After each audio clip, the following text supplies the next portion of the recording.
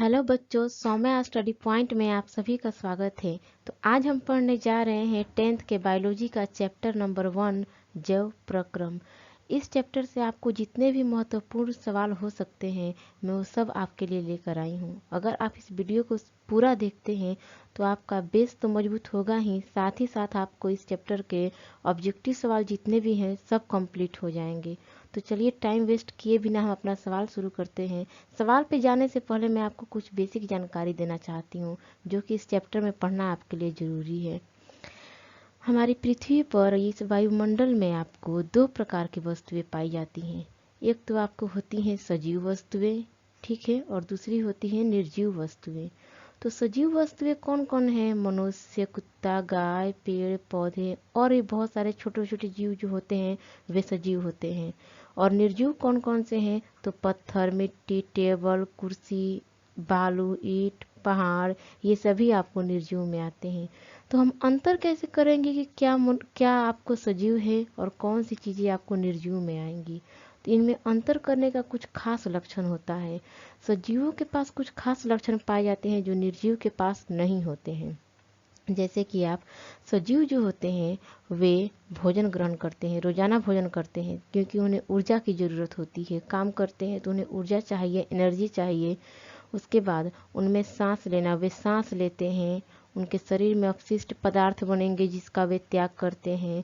उनके शरीर में खून का प्रवाह होते रहता है। ये सजीवों के लक्षण है। यानी सजीव जिंदा रहने के लिए आपको भोजन ग्रहण करते हैं। लेकिन निर्जीव, क्या पत्थर कभी भोजन ग्रहण करेगा? मिट्टी कभी भोजन ग्रहण करेगी? इन लोगों में ऐसा कोई गुण नहीं पाया जाएगा, ठीक है। तो ये सजीवों का लक्षण होता है कि इनमें आपको भोजन ग्रहण करना, सांस लेना इत्यादि बहुत सारे गुण हैं, हम आगे पढ़ेंगे इसके बारे में। ये सजीवों का लक्षण होता है जो कि निर्जीव में नहीं पाया जाता है। तो अगर ये गुण आपको जिसमें दिख रहा है तो वह सजीव हो जाएगा, और इन गुणों का अभाव है तो वह आपको निर्जीव हो जाएगा।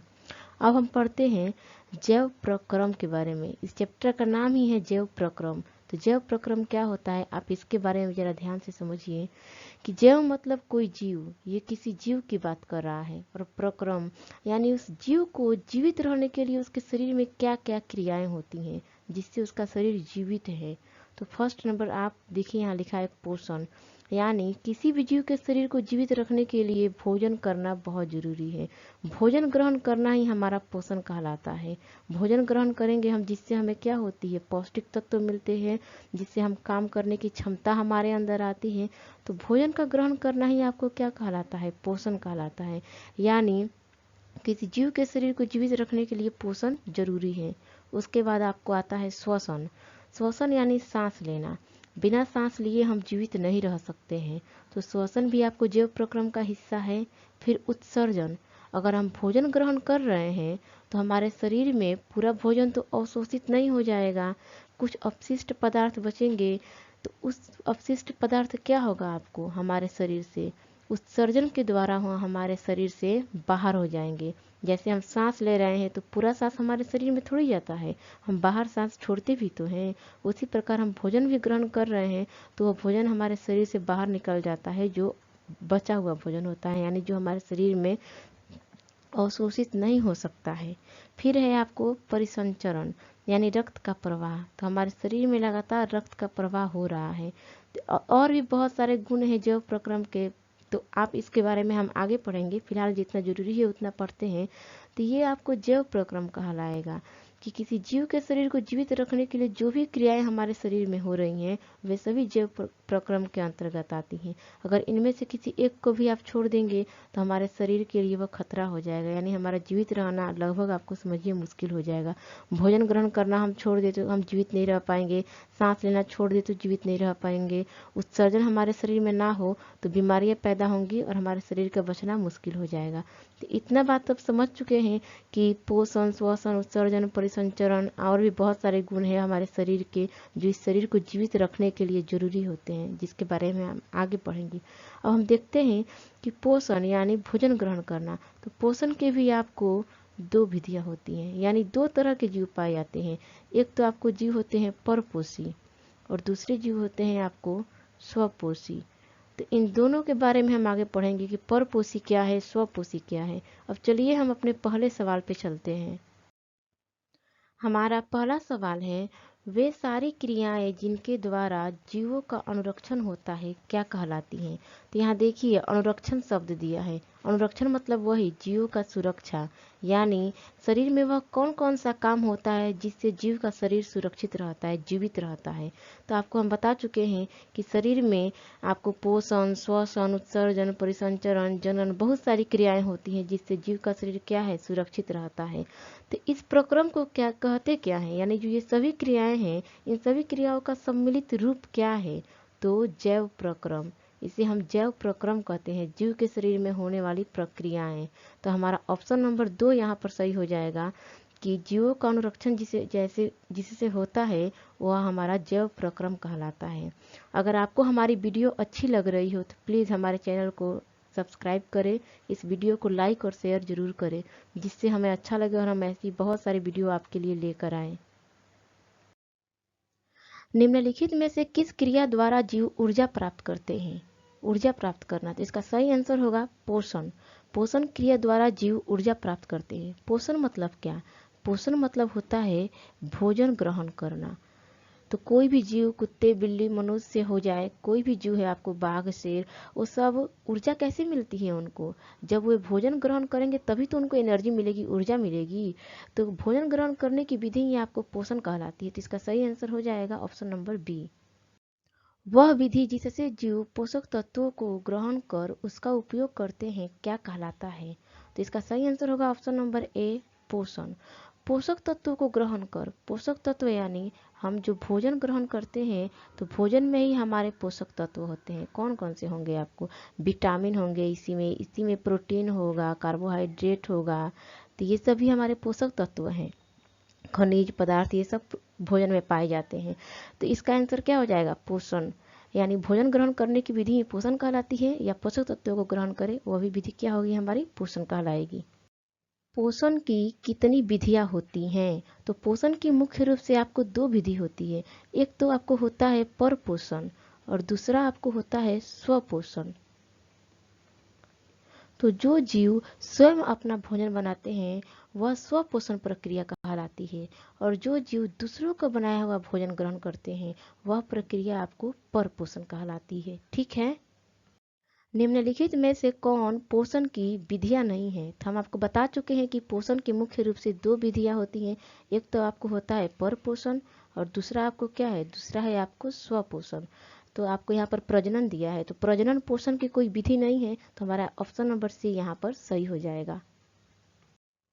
वैसे जीव जो अपना भोजन स्वयं संश्लेषित करते हैं क्या कहलाता है, स्वयं बना रहे हैं।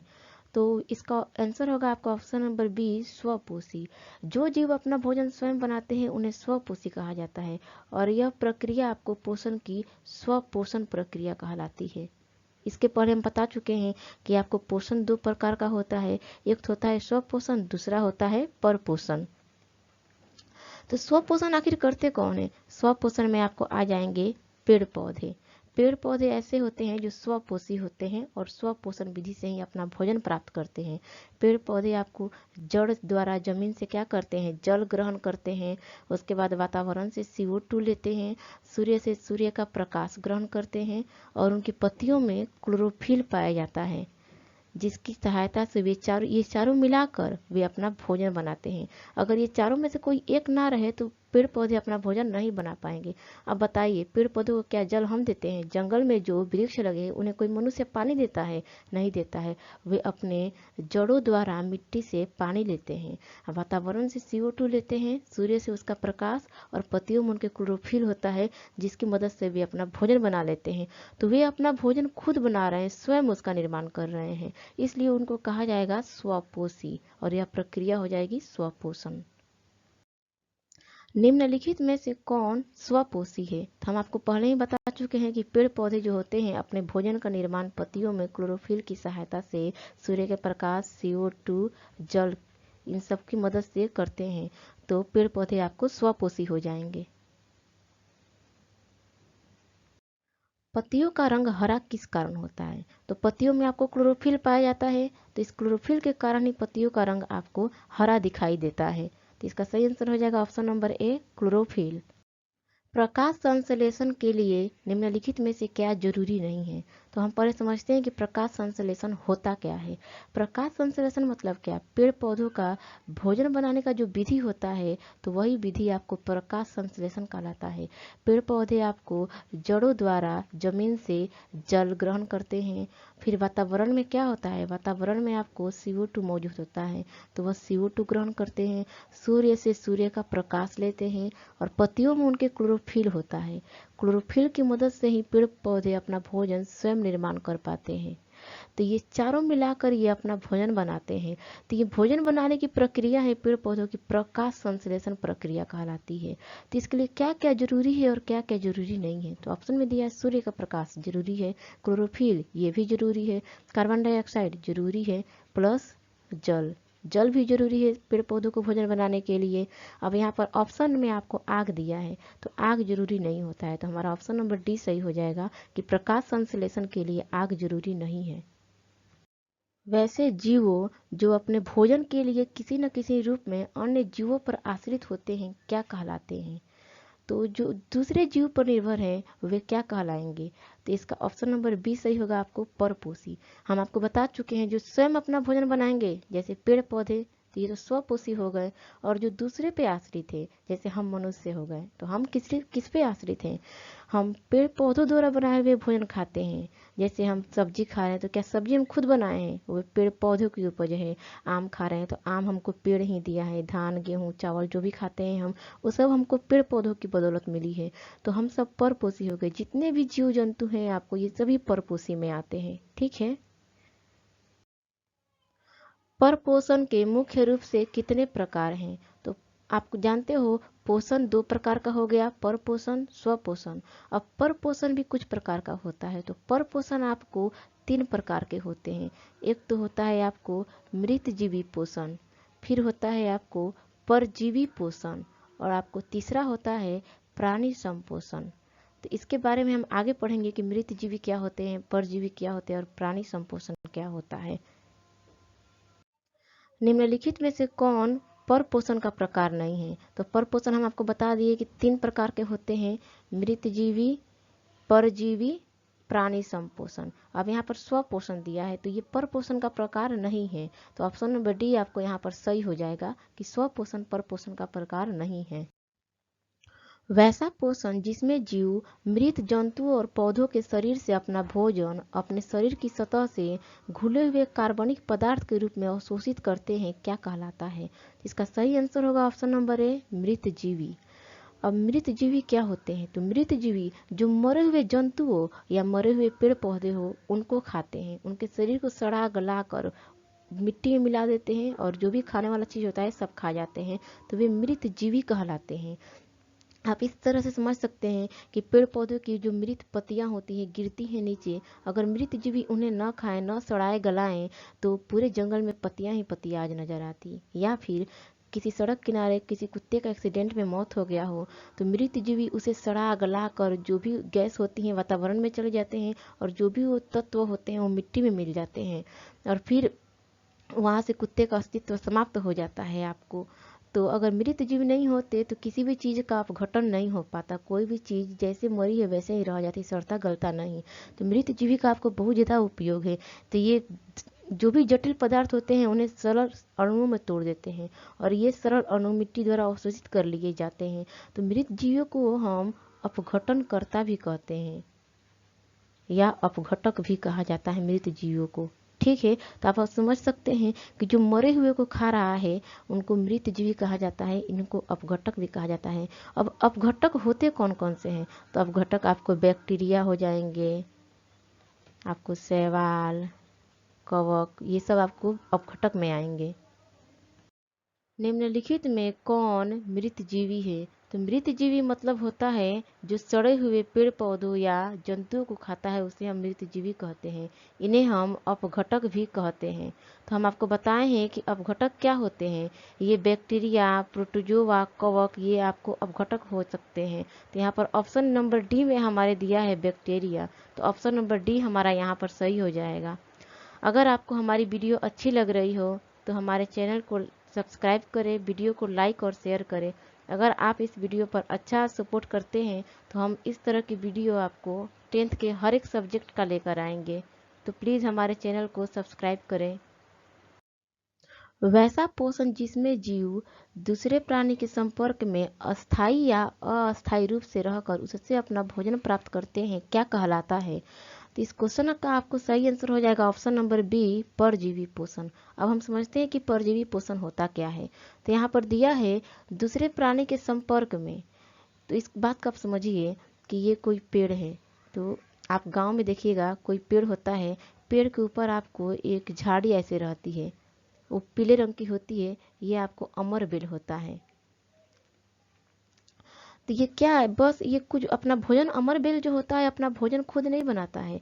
पेड़ जो भोजन बनाता है ना, तो ये तो चूंकि पेड़ के साथ ऐसे सटा हुआ है, तो पेड़ द्वारा बनाया हुआ भोजन ये ग्रहण करते रहता है। पेड़ के साथ में है और खुद कोई काम नहीं कर रहा है, बस पेड़ जो भोजन बना रहा है तो सटा हुआ है, इसका फायदा उठाता है और पेड़ द्वारा बनाया गया भोजन ये ग्रहण करता है। तो वही बात यहाँ पे कह रहा है, दूसरे प्राणी के संपर्क यानी साथ में अस्थायी रूप से चाहे अस्थायी रूप से रहकर उसी का बनाया हुआ भोजन प्राप्त करता है। तो ये पोषण कौन सा कहलाया जाएगा? परजीवी पोषण।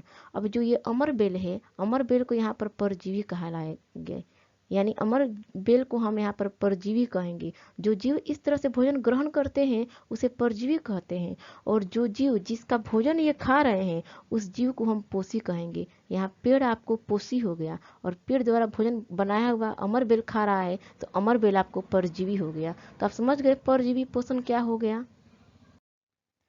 निम्नलिखित में कौन एक परजीवी नहीं है? तो आपको अमरबेल परजीवी है, गोल्ड कृमि परजीवी है, एंट अमीबा हिस्टोलिटिका आंत में पाया जाता है, ये भी परजीवी है। केचुआ परजीवी नहीं होता है। ठीक है, तो हमारा ऑप्शन नंबर डी सही हो जाएगा कि केचुआ एक परजीवी नहीं है। वैसा पोषण जिसमें प्राणी अपना भोजन ठोस या तरल के रूप में जंतुओं के भोजन ग्रहण करने की विधि द्वारा ग्रहण करते हैं क्या कहलाता है? तो इसका सही आंसर हो जाएगा आपको ऑप्शन नंबर बी, प्राणी संपोषण। तो आप पृथ्वी पर जितने भी बड़े जीव देखेंगे ना, शेर, हाथी, बैल, कुत्ता, मनुष्य, ये सब प्राणी संपोषण विधि द्वारा अपना भोजन प्राप्त करते हैं। ये ठोस या तरल के रूप में भोजन खाते हैं। बस अब हम चलते हैं, थोड़ा रिवीजन कर लेते हैं इसका कि पर पोषण की आपको मुख्य रूप से हमने 3 विधियां पढ़ी थी, मृतजीवी पोषण, परजीवी पोषण, प्राणी संपोषण। ये तीनों विधि हम पढ़े थे। हम जरा रिवीजन कर लेते हैं। तो परजीवी पोषण में हमने पढ़ा था कि जो दूसरे के साथ है, बस उससे सटा हुआ है, सटा हुआ रह के उसका भोजन ग्रहण करेगा, खुद कोई काम नहीं करेगा, उसका बनाया हुआ भोजन खाएगा। अब वैसे जीव आपको परजीवी कहलाते हैं, जिनका ये भोजन खाता है वह जीव आपको पोषी कहलाएगा। प्राणी संपोषण आपको समझा दिए कि जितने भी बड़े जीव हैं सब प्राणी संपोषण में आएंगे।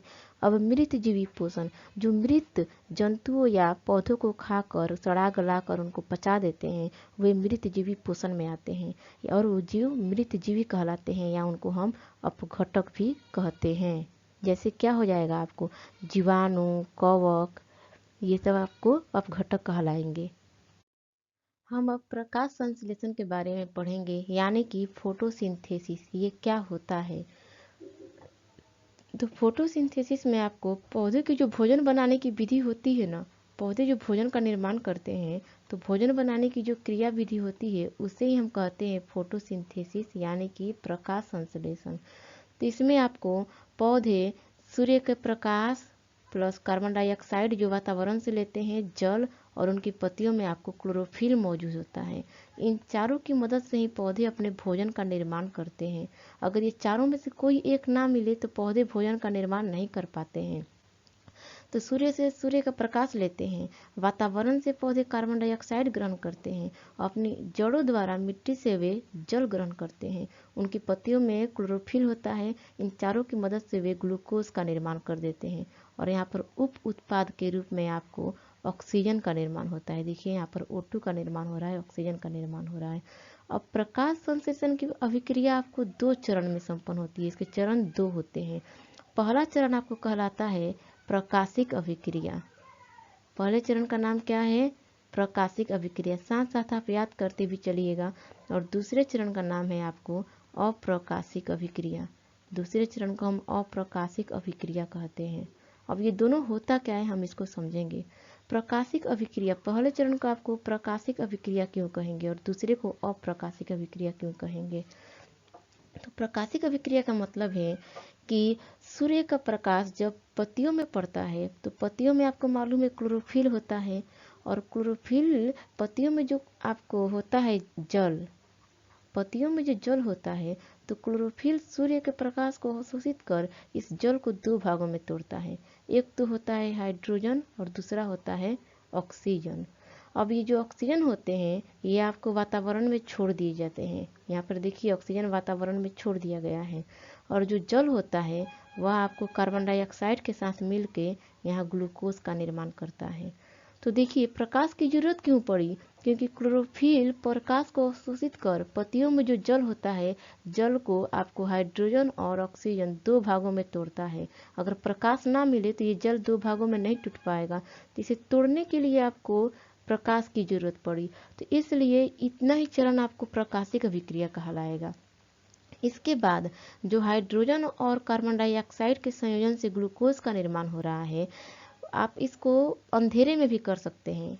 अंधेरे में मतलब कि प्रकाश रहे चाहे ना रहे, प्रकाश की उपस्थिति हो या ना हो, उससे इसको कोई फर्क नहीं पड़ने वाला है। कार्बन डाइऑक्साइड और जल मिल आपको हाइड्रोजन मिल के वहाँ पर ग्लूकोज का निर्माण कर देंगे। तो इसलिए इसे अप्रकाशिक अभिक्रिया कहा जाता है, क्योंकि वहाँ पर आपको प्रकाश का होना ना होना दोनों बराबर है। तो इसलिए इस दूसरे चरण को आपको अप्रकाशिक अभिक्रिया कहा जाता है।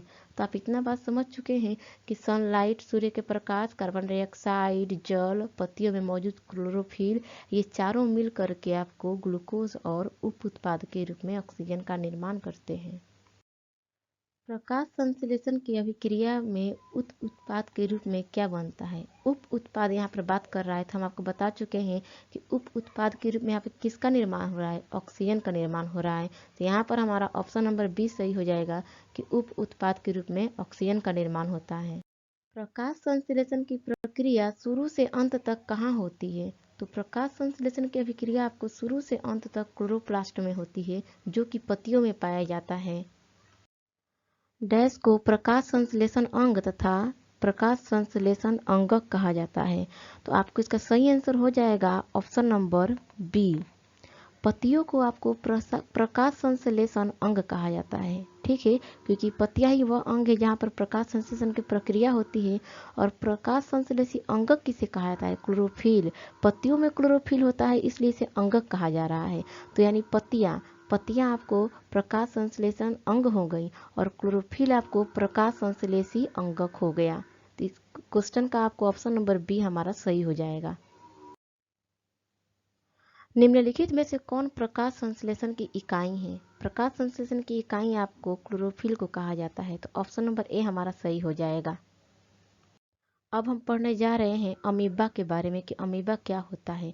तो अमीबा आपको एक कोशिकीय जीव होता है। यह मीठे जल में पाया जाता है और यह प्राणी समपोषी जीव होता है। इसका कोई आकार निश्चित नहीं होता है, जैसे ये गोल भी हो सकता है। यहाँ पर आप आकार देख रहे हैं, इसका कहीं भी निश्चित नहीं है। अमीबा में आपको ये जो दिख रहे हैं ना, ये आपको कुटपाद कहलाते हैं। अमीबा में के शरीर में आपको ना मुख होता है और ना ही इसमें मल त्याग करने के लिए कोई जगह होता है। कोई ये शरीर के किसी भी सतह से कहीं भी एक छिद्र बनाएगा और वहां से मल त्याग कर देगा, यानी जो भी शरीर में अपशिष्ट पदार्थ है उनको बाहर निकाल देगा। अमीबा के पास अगर यहाँ पर कोई भोजन दिखाई देगा तो यह इसके चारों ओर कुटपाद बनाएगा। यहाँ देखिए कुटपादों का निर्माण कर दिया है और इस भोजन को घेरने की कोशिश करेगा। धीरे धीरे इसके कुटपाद क्या है, यहाँ पर आपस में जुड़ रहे हैं और ये भोजन को घेर रहा है, यहाँ घेर लिया है। और ये फूड वैक्यूल्स यानी यहाँ पर ये भोजन रसधानी का निर्माण कर लिया है आपको, और इस रसधानी में ही भोजन का पाचन शुरू हो जाएगा, डाइजेशन। यहाँ पर भोजन का पाचन शुरू हो गया है। अब जब भोजन पच जाएगा तो पच कर ये भोजन आपको चला जाएगा कोशिका द्रव्य में, और जो भी अपचा भोजन होगा तो इसके शरीर में चूंकि कोई भी स्थान नहीं है इसके अपशिष्ट पदार्थ को निकलने के लिए, तो कहीं भी एक छिद्र बन जाएगा और उस छिद्र से ये जो अपशिष्ट हैं ये शरीर से बाहर निकल जाएंगे। तो ये आपको अमीबा के पूरी क्रियाविधि है, भोजन कैसे ग्रहण करता है, कैसे पाचन होता है और कैसे उसका शरीर से निष्कासन हो जाता है अपशिष्ट पदार्थों का। अब हम पढ़ने जा रहे हैं मनुष्य के पाचन तंत्र के बारे में कि मनुष्य के पाचन तंत्र के कौन कौन से भाग हैं और मनुष्य में पाचन की क्रिया कैसे होती है। तो सबसे पहले आप देखिए, हम किसी भी भोजन को ग्रहण करते हैं तो मुंह में डालते हैं, तो मनुष्य का पाचन तंत्र मुंह से शुरू होता है और ये फैला होता है आपको, इसका अंतिम भाग होता है एनस यानी कि मल द्वार। तो मनुष्य का पाचन तंत्र मुंह से शुरू हुआ और मल द्वार तक फैला होता है। अब देखिए, जब हम भोजन ग्रहण करते हैं तो मुंह में दांत द्वारा उसे चबाते हैं, तो मुंह में ही भोजन का पाचन शुरू हो जाता है। और पाचन किससे होता है? लार ग्रंथियों की मदद से। मुंह में आपको 3 तरह की लार ग्रंथियां पाई जाती हैं, 3 प्रकार की। अब ये कौन कौन सी होती हैं इसके बारे में हम आगे पढ़ेंगे। तो मुंह में लार की मदद से आपको पाचन शुरू हो गया है। अभी जो आपको पाइप की तरह दिख रहा है, इसका नाम है ग्रास नली। तो मुंह में भोजन कुछ पचने के बाद आपको आता है इस पाइप में, ग्रास नली में आता है। ग्रास नली में भोजन का 1% भी पाचन नहीं होता है, इस बात को आप ध्यान रखिएगा। यहाँ भोजन बिल्कुल नहीं पचेगा। यहाँ से भोजन आपको नीचे आएगा इस स्टोमक में, यानी कि आमाशय में भोजन आता है। तो आमाशय की दीवारों से आपको एक तरह का रस निकलते रहता है। आमाशय की दीवारों में 3 तरह की कोशिकाएं पाई जाती हैं और इन कोशिकाओं से एक रस निकलता है जिसे हम कहते हैं जठर रस। अब वो कौन कौन से रस होते हैं, किस किस को मिला के जठर रस कहा जाता है, हम आगे पढ़ेंगे। बस आप यहाँ पर याद रखिए कि आमाशय की दीवारों से जठर रस निकलता है जो भोजन को पचाने का काम करता है। तो यहाँ पर भोजन का पाचन होता है। अब ये जो पचा हुआ भोजन है थोड़ा बहुत यहाँ पर पच जाता है। अब इस भोजन को हम यहाँ पे कहते हैं काइम। फिर से सुन लीजिए, मुख गुहा में भोजन का आपको पाचन शुरू हुआ, ग्रास नली में भोजन बिल्कुल नहीं पचा, आमाशय में भोजन आया तो जठर रस की मदद से हल्का फुल्का भोजन पचा है। इस पचे हुए भोजन को क्या कहते हैं? काइम। अब यहाँ से भोजन आपको आता है यहाँ छोटी आंत में। तो छोटी आंत, ये आपको घुमावदार नली दिख रही है जो, इसी को हम कहते हैं छोटी आंत। आमाशय से भोजन कहाँ आया? छोटी आंत में। तो छोटी आंत में भोजन पूरी तरह से पच जाता है। यहाँ पर आने के बाद छोटी आंत की दीवारों से आपको आंत रस निकलते हैं जिसे हम आंत्र रस या सक्कस एंटेरिकस कहते हैं। आगे पढ़ेंगे हम। तो छोटी आंत की दीवारों से आंत रस निकलता है, तो ये आंत रस भोजन को पूरी तरह से पचा देता है आपको। अब जब यहाँ पर भोजन का पूरी तरह से पाचन हो चुका है तो जो भी उसमें पौष्टिक तत्व होंगे वो हमारे शरीर में चले जाते हैं और जो आपको अपशिष्ट बच जाता है, हम जितना भोजन खाते हैं वो पूरा हमारे शरीर में थोड़ी अवशोषित हो जाएगा, कुछ बचेगा। तो जो अपशिष्ट होता है वह आता है या बड़ी आंत में। ये आपको हरा रंग का दिख रहा है, इसका नाम है बड़ी आंत। तो जो अपचा भोजन होता है, जो अपशिष्ट भोजन होता है, वह बड़ी आंत में आता है और बड़ी आंत में हमारे मल द्वार के रास्ते वह शरीर से बाहर हो जाता है। तो एक बार फिर से आप ध्यान दीजिए कि सबसे पहले भोजन मनुष्य का मुख गुहा में आया, यहाँ का भोजन का पाचन शुरू हो गया। उसके बाद ग्रास नली में भोजन आया, ग्रास नली में भोजन का बिल्कुल पाचन नहीं होता है। उसके बाद आमाशय में भोजन आता है ग्रास नली से, यहाँ जठर रस की मदद से भोजन का हल्का फुल्का पाचन होता है और उस पचे हुए भोजन को हम काइम कहते हैं। अब अमाशय से भोजन आता है आपको छोटी आंत में। छोटी आंत में आंत रस की मदद से भोजन का पूरी तरह से पाचन होता है और जो भी पौष्टिक तत्व होते हैं हमारे शरीर में अवशोषित कर लिए जाते हैं। और जो भी अवशिष्ट पदार्थ होते हैं, जो वर्ज्य पदार्थ होते हैं, वे आपको बड़ी आंत में आते हैं और बड़ी आंत में मल द्वार के रास्ते हमारे शरीर से बाहर हो जाते हैं। निम्नलिखित में से कौन आहार नाल का भाग नहीं है? तो देखिए, आपको यहाँ पर दिया है मुख गुहा। मुख गुहा तो आहार नाल का फर्स्ट भाग है, यहाँ से हम भोजन ग्रहण करते हैं। फिर दिया है आमाशय, तो देखिए यहाँ पर आमाशय दिया है, ये भी आहार नाल का भाग है। छोटी आंत, तो छोटी आंत में तो भोजन का पूरी तरह से पाचन होता है, ये आहार नाल का भाग है। यहाँ दिया है फेफड़ा, तो फेफड़ा आपको आहार नाल का भाग नहीं होता है। तो हमारा ऑप्शन नंबर डी यहाँ सही हो जाएगा कि फेफड़ा आहार नाल का भाग नहीं है। मनुष्य के आहार नाल की लंबाई कितनी है? तो मनुष्य के आहार नाल की लंबाई 8 से 10 मीटर होती है। आहार नाल का पहला तथा पिछला भाग कौन सा है? तो यहाँ पर आपको बताएं हम कि आहार नाल का पहला भाग यानी पाचन तंत्र कहाँ से शुरू होता है हमारा? आपको मुख से शुरू होता है। भोजन सबसे पहले हम मुंह में लेते हैं और आप इस भोजन को कहाँ से त्याग करते हैं? जो भी आपको वर्ज्य पदार्थ बनते हैं शरीर में निकलता कहाँ से है? नस से, यानी कि मल द्वार के रास्ते शरीर से बाहर होता है। तो ये आपको अंतिम भाग हो गया और ये आपको प्राथमिक भाग हो गया। तो पहला भाग आपको हो जाएगा मुख गुहा और अंतिम भाग हो जाएगा मल द्वार। तो ऑप्शन नंबर सी हमारा यहाँ पर सही हो जाएगा कि आहार नाल का पहला भाग मुख गुहा तथा पिछला भाग मल द्वार है।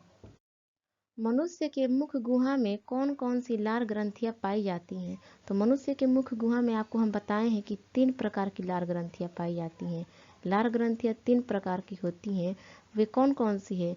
पैरोटिड ग्रंथि, सबमैंडिबुलर ग्रंथि, सबलिंगुअल ग्रंथि। इन तीनों का नाम आप याद रखिएगा, पैरोटिड ग्रंथि, सबमैंडिबुलर ग्रंथि, सबलिंगुअल ग्रंथि। ये तीनों ग्रंथियां मनुष्य के लार में पाई जाती हैं। तो यहाँ पर ऑप्शन नंबर डी आपको सही हो जाएगा कि यह सभी, यानी ये तीनों लार ग्रंथियां आपको पाई जाती है मनुष्य के मुख गुहा में। साधारण मनुष्य के मुंह में कितने प्रकार के दांत होते हैं? तो मनुष्य के मुंह में आपको 4 प्रकार के दांत पाए जाते हैं। उन चारों का नाम भी आप याद रखिएगा, मोलर, प्रीमोलर, कैनाइन, इंसाइजर। तो 4 प्रकार के दांत हो गए, molar, premolar, canine, incisor. Epiglottis किस किस को अलग करता है? तो एपिग्लोटिस आपको अलग करता है निगल द्वार तथा कंठ द्वार को। यहाँ पर हमारा ऑप्शन नंबर ए सही हो जाएगा। तो आप ये पहले समझिए कि निगल द्वार और कंठ द्वार क्या है। ये हमारा आपको ग्रसनी हो गया, यानी कि हम जो भी भोजन यहाँ पर ग्रहण कर रहे हैं और नाक से जो हवा ले रहे हैं वो दोनों यहाँ पर आकर एक साथ हो जाते हैं। इसी भाग को हम कहते हैं ग्रसनी। अब ग्रसनी में खाने के भी कण हैं और वायु के भी कण हैं। तो यहाँ पर आपको 2 पाइप होते हैं। एक तो आप होता है आपको इधर होगा कंठ द्वार और इधर आपको होता है ये भाग आपको कहलाता है निगल द्वार। इसका नाम है निगल द्वार। तो निगल द्वार में आपको भोजन जाता है और कंठ द्वार में आपको हवा जाती है, यानी सांस लेते हैं हम। तो यहाँ पर एक ढक्कन की टाइप का ऐसा लगा होता है, ढक्कन जैसा, इसी का नाम है आपको एपिग्लोटिस। तो एपिग्लोटिस का यहाँ पर काम क्या है? जैसे ही हम भोजन ग्रहण करते हैं, अगर यहाँ पर ढक्कन टाइप का न होगा तो यहाँ पर भोजन क्या होगा? भोजन भी आपको कंठ द्वार में जा सकता है, जिससे हमें परेशानी हो सकती है। तो इसलिए जब हम भोजन ग्रहण करते हैं तो एपिग्लोटिस जो होता है, ये ढक्कन, ये कंठ द्वार को ढक देता है ताकि भोजन इसमें ना प्रवेश करे और ये निगल द्वार में चला जाता है। निगल द्वार आपको नीचे आके ग्रास नली से जुड़ा होता है। ग्रास नली में हमारा भोजन आता है। यहाँ पर कंठ द्वार आपको नीचे आके ये श्वास नली से जुड़ा हुआ होता है।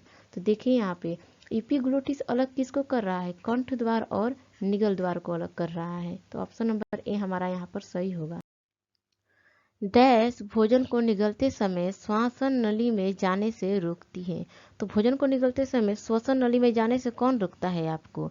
यहाँ पर एपिग्लोटिस होता है ढक्कन की तरह, यही न श्वसन नली यानी कंठ द्वार में जाने से भोजन को रोक रहा है, निगल द्वार में ही जाने देता है। तो आपको एपिग्लोटिस आपको सही आंसर हो जाएगा कि एपिग्लोटिस भोजन को निगलते समय श्वसन नली में जाने से रोकती है। हमारे शरीर में ग्रास नली की लंबाई लगभग कितनी है? तो मनुष्य के शरीर में लगभग आपको ग्रास नली की लंबाई 25 सेंटीमीटर होती है। तो हमारा ऑप्शन नंबर सी यहाँ पर सही हो जाएगा। आहार नाल के किस भाग में पाचन की कोई भी क्रिया नहीं होती है? तो हम आपको बता चुके हैं कि आहार नाल के ग्रास नली में पाचन की कोई भी क्रिया नहीं होती है। यहाँ भोजन बिल्कुल नहीं पचता है। मुख गुहा में पाचन शुरू होता है, आमाशय में पाचन थोड़ा बहुत होता है जठर रस के मदद से, और छोटी आंत में पाचन पूर्ण तरह से हो जाता है, पूरी तरह से भोजन पच जाता है। ग्रास नली में भोजन का पाचन बिल्कुल नहीं होता है। तो हमारा ऑप्शन नंबर बी यहाँ सही हो जाएगा कि ग्रास नली में भोजन का पाचन नहीं होता है। भोजन का ग्रास नली में पहुंचते ही इसकी दीवारों में संकुचन या फैलाव शुरू हो जाता है, इसे क्या कहते हैं? तो देखिए जो हमारा ग्रास नली है ना, ऐसा नहीं है कि मुंह से भोजन ग्रहण किया और भोजन ऐसे सीधे आके आपको यहाँ पर आमाशय में गिर गया, ऐसा नहीं होता है। ये क्रमाकुंचन, यानी आपको भोजन क्रम से यहाँ पर थोड़ा सिकुड़ेगा, फिर आगे फैलेगा, फिर थोड़ा पीछे सिकुड़ेगा, फिर आगे फैलेगा। इस तरह से संकुचन फैलाव होते रहता है और भोजन के कण आगे बढ़ते रहते हैं। तो इस सिकुड़न और फैलाव को कहते क्या है? क्रमाकुंचन। ये क्रम से सिकुड़न और क्रम से फैलाव होता है। तो आपको ऑप्शन नंबर सी हमारा सही हो जाएगा कि सिकुड़न और फैलाव को क्या कहते हैं? क्रमाकुंचन। निम्नलिखित में से कौन आमाशय का भाग है? तो हम आपको बताए थे कि आमाशय के 3 भाग होते हैं। आमाशय के भाग कितने हैं? 3 हैं। एक तो आपको कार्डियक भाग होता है, पाइलोरिक भाग होता है, फुंडिक भाग होता है। तो यहाँ पर ऑप्शन नंबर डी सही हो जाएगा कि यह सभी आमाशय के भाग हैं। तो याद रखिएगा, कार्डियक, पाइलोरिक, फुंडिक, ये सभी आमाशय के भाग होते हैं। जठर ग्रंथि में कौन सी कोशिकाएं पाई जाती हैं? तो पहले तो आप इतना जानते हैं कि जठर ग्रंथि आपको आमाशय में पाया जाता है। ये हमारा आमाशय है मान लीजिए, और आमाशय में ही क्या होती हैं? जठर ग्रंथियां पाई जाती हैं। तो जठर ग्रंथियों में 3 प्रकार की कोशिकाएं पाई जाती हैं। एक तो होती है म्यूकस कोशिकाएं, अम्लजन कोशिकाएं, जाइमोजिन कोशिकाएं। इन तीनों का नाम आप याद रखिएगा कि म्यूकस, अम्लजन, जाइमोजन कोशिकाएं, ये तीनों कोशिकाएं जठर ग्रंथि में पाई जाती हैं।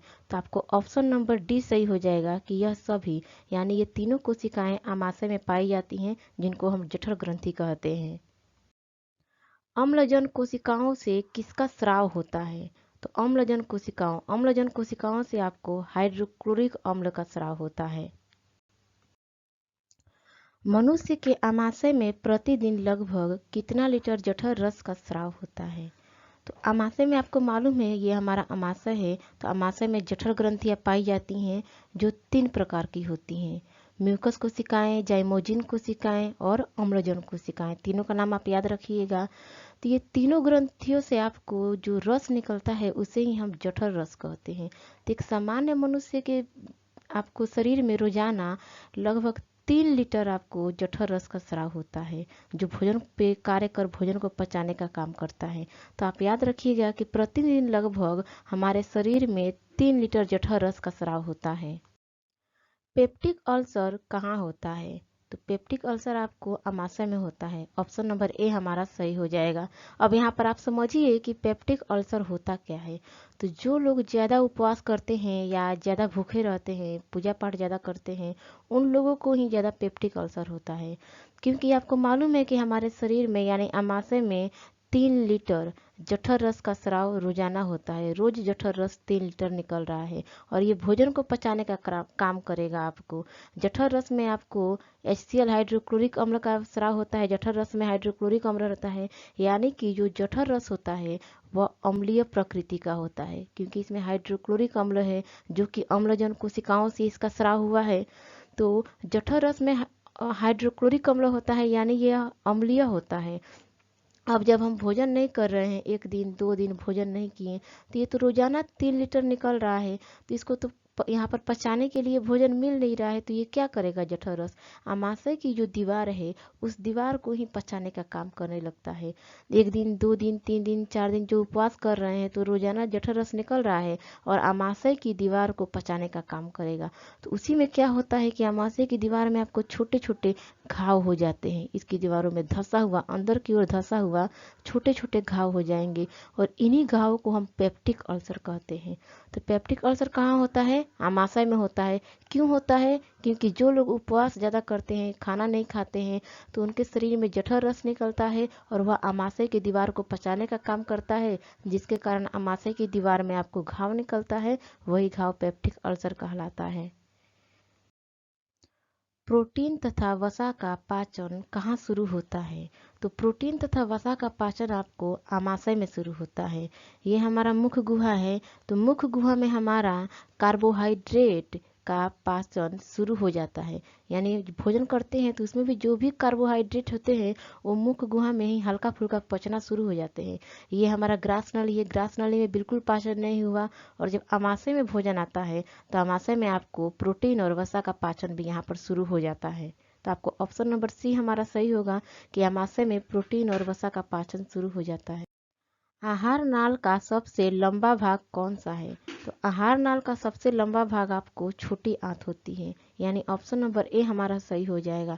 देखिए यहाँ पर घुमावदार पाइप की तरह दिख रहा है छोटी आंत, तो ये आहार नाल का सबसे लंबा भाग होता है। छोटी आंत की लंबाई तथा चौड़ाई कितनी होती है? तो छोटी आंत की लंबाई आपको होती है 6 मीटर और चौड़ाई होती है 2.5 सेंटीमीटर। आहार नाल की लंबाई कितनी है हमारी? 8 से लेके 10 मीटर तक होती है, जिसमें से 6 मीटर आपको हमारी छोटी आंत की लंबाई होती है। इसीलिए छोटी आंत को आहार नाल का सबसे लंबा भाग कहा गया है। जो छोटी आंत है हमारी आहार नाल का, वह सबसे लंबा भाग है, जिसकी लंबाई है आपको 6 मीटर। निम्नलिखित में से कौन छोटी आंत का भाग नहीं है? तो छोटी आंत का भाग आपको, छोटी आंत के 3 भाग होते हैं, ग्रहणी, जेजुनम, इलियम। ये तीनों छोटी आंत के भाग हैं।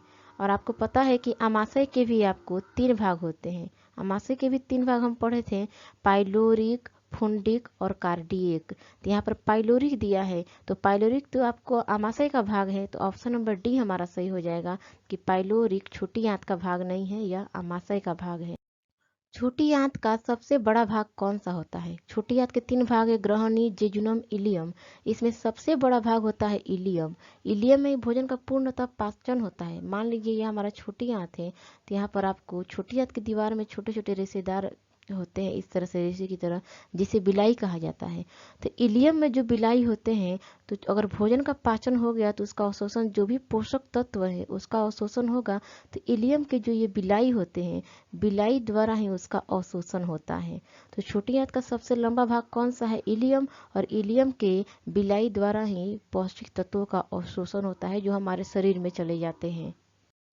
मानव शरीर की सबसे बड़ी ग्रंथि कौन सी है? तो आपको ऑप्शन नंबर ए हमारा सही होगा कि मानव शरीर की सबसे बड़ी ग्रंथि यकृत है। यहाँ देखिए लीवर, फिगर में देखिए यहाँ पर यकृत दिख रहा है आपको। अब एक यकृत से आपको पित्त का स्राव होता है।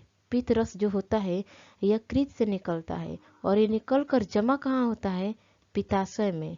तो याद रखिएगा, पित्त रस निकलता किससे है? यकृत से, और जमा कहाँ होता है? पित्ताशय में। यहाँ पर हरा रंग का आपको थैली दिख रहा है, जो पित्ताशय है, यहाँ पर आपको पित्त रस निकल के जमा होता है।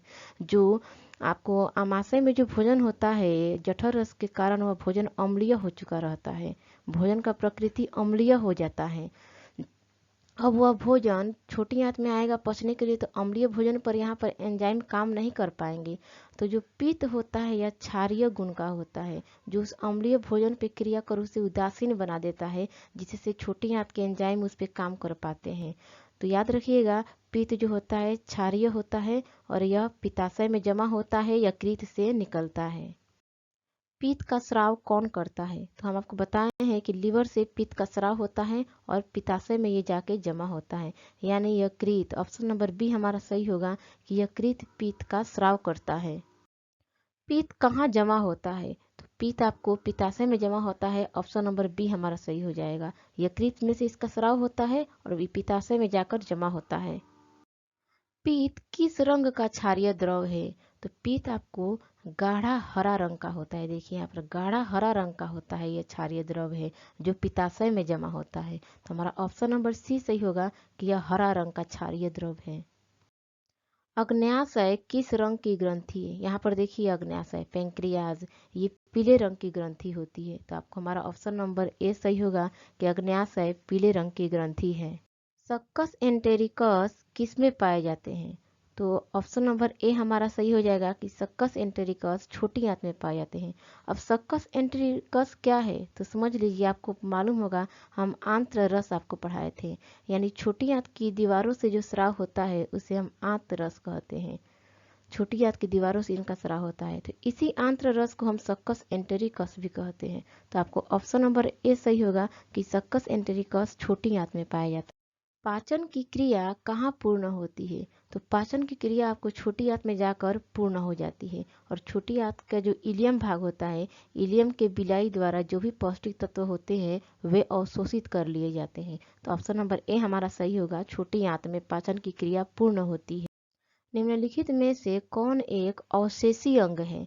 तो अवशेषी अंग कहने का मतलब है जिसका हमारे शरीर में कोई कार्य नहीं है, यानी जो हमारे शरीर में मौजूद है लेकिन इसका होना ना होना बराबर है, शरीर में रहने का कोई फायदा नहीं है उसका, तो उसे हम अवशेषी अंग कहते हैं। तो हमारे शरीर में अपेंडिक्स एक अवशेषी अंग है। ऑप्शन नंबर डी हमारा सही हो जाएगा। यहाँ पर देखिए अपेंडिक्स कहाँ है, यहाँ छोटी आंत और बड़ी आंत का जो मिलन स्थान है, उसी के नीचे यहाँ पर उंगली जैसी रचना होती है अपेंडिक्स की।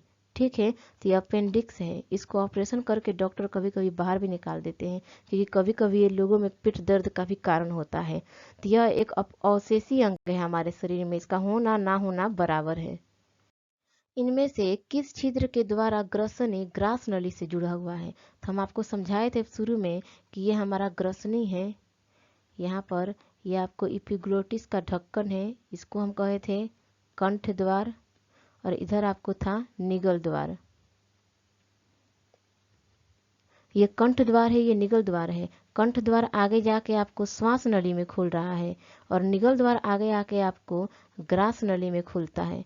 तो देखिए, ग्रसनी ग्रास नली से जुड़ा है, ये ग्रसनी है, ग्रसनी ग्रास नली से जुड़ा है, किसके द्वारा? निगल द्वार के द्वारा। ये निगल द्वार का रास्ता है, तो हमारा ऑप्शन नंबर ए सही हो जाएगा कि ग्रसनी ग्रास नली से निगल द्वार के रास्ते जुड़ा होता है।